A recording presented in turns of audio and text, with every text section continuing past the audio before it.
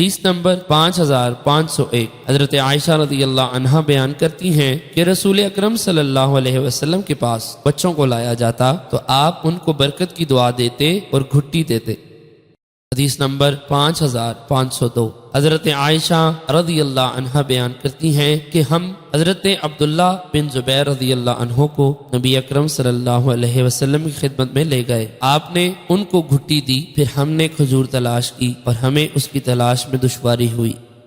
حدیث نمبر 5503 حضرت سہل بن سعد کہتے ہیں حضرت منظر بن ابی اسید پیدا ہوئے تو ان کو رسول اکرم صلی اللہ علیہ وسلم کی خدمت میں لایا گیا۔ نبی اکرم صلی اللہ علیہ وسلم نے ان کو اپنی ران پر رکھا اور ابو اسید بیٹھے ہوئے تھے۔ نبی اکرم صلی اللہ علیہ وسلم اپنے سامنے کسی کام میں مشغول ہو گئے۔ حضرت ابو اسید نے اپنے بیٹے کو اٹھانے کا حکم دیا اور ان کو رسول اکرم صلی اللہ علیہ وسلم کی ران سے اٹھا لیا گیا۔ جب رسول اکرم صلی اللہ علیہ وسلم اپنے کام سے فارغ ہوئے تو فرمایا بچہ کہاں ہے؟ حضرت ابو اسید نے کہا یا رسول اللہ ہم نے اس کو اٹھا لیا تھا۔ آپ نے فرمایا اس کا نام کیا ہے؟ عرض کیا یا رسول اللہ اس کا نام فلاں ہے۔ آپ نے فرمایا نہیں بلکہ اس کا نام منظر ہے۔ پھر آپ نے اس کا نام منظر رکھ دیا۔